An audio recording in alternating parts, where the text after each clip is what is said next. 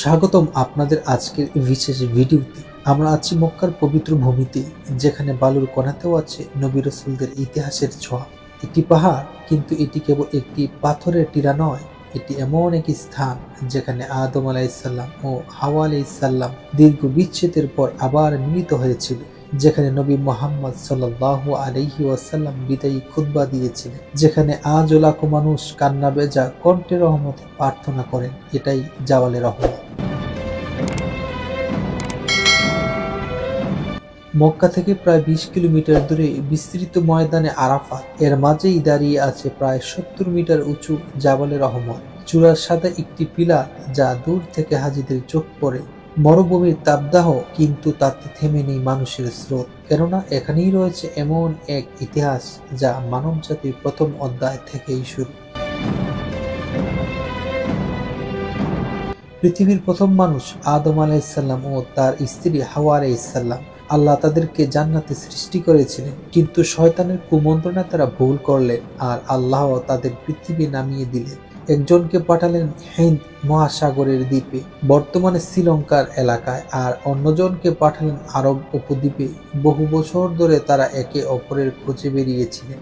অবশেষে আল্লাহর নির্দেশে তারা এসে মিলিত হলেন এই আরাফার ময়দানের পাহাড়। তাই একে বলা হয় জাবালে রহমত, রহমতের পাহাড়। এখানেই হয়েছিল মানব ইতিহাসের প্রথম মিলন, প্রথম ক্ষমার প্রার্থনা, আর প্রথম তওবা কবুল। শতাব্দীর পর শতাব্দী কেটে যায়, আর এই পাহাড় আবার হয় নবী মুহাম্মদ সাল্লাল্লাহু আলাইহি ওয়াসাল্লামের বিদায়ী হজ্জের সাক্ষী। হিজরির 10ম সালে 9 জিলহজ আরাফার ময়দানে লাখো সাহাবী সমবেত। নবী সাল্লাল্লাহু আলাইহি ওয়াসাল্লাম দাঁড়িয়ে মানবতার জন্য ঘোষণা দেন, আজ আমি তোমাদের দিন পূর্ণ করলাম এবং আমার নিয়ামত সম্পূর্ণ করলাম। সূরা মায়েদা। এটি ছিল ইসলামের পূর্ণতার ঘোষণা। এই স্থান তাই হয়ে যায় নবী রাসূলদের স্মৃতিতে পূর্ণ এক জীবন্ত ইতিহাস। নবী সাল্লাল্লাহু আলাইহি ওয়াসাল্লাম বলেন, হে মানুষ, মনোযোগ দিয়ে শোনো, কারণ হয়তো আগামী বছর আমি আর তোমাদের মাঝে থাকবো না। তিনি বলেন, মানুষের রক্ত, সম্পদ ও সম্মান তোমাদের কাছে ততটাই পবিত্র যতটা এই মাস, এই দিন, এই শহর। নারীর অধিকার, শোধ নিষিদ্ধকরণ, মুসলিম ভ্রাতৃত্ব সব মিলিয়ে ঘোষণা দেন। বলেন, আমি তোমাদের মাঝে এমন কিছু রেখে যাচ্ছি যা আঁকড়ে ধরলে কখনো পথভ্রষ্ট হবে না, আল্লাহ কিতাব এবং আমার সুন্নাহ। এই খুতবা চিরকাল বেঁচে থাকবে জাবালে রহমতের বুক জুড়ে। আজও 9 জিলহজ দুপুর থেকে মাগরিব পর্যন্ত হাজিরা এখানে অবস্থান করেন, যাকে বলা হয় উফুকে আরাফা। নবী সাল্লাল্লাহু আলাইহি ওয়াসাল্লাম বলেন, হজ মানেই আরাফা। এই সময় দুনিয়ার সবচেয়ে বেশি দোয়া, কান্না আর ক্ষমা প্রার্থনার দৃশ্য দেখা যায়। এখানে করা দোয়া ফেরত যায় না, এখানে আল্লাহ ক্ষমা করেন, রহমত বর্ষণ করেন। হাজিরা বলেন, হে আল্লাহ, আমাকে মাফ করো, আমার বাবা মাকে ক্ষমা করো, উম্মতের গুনাহ মাফ করো।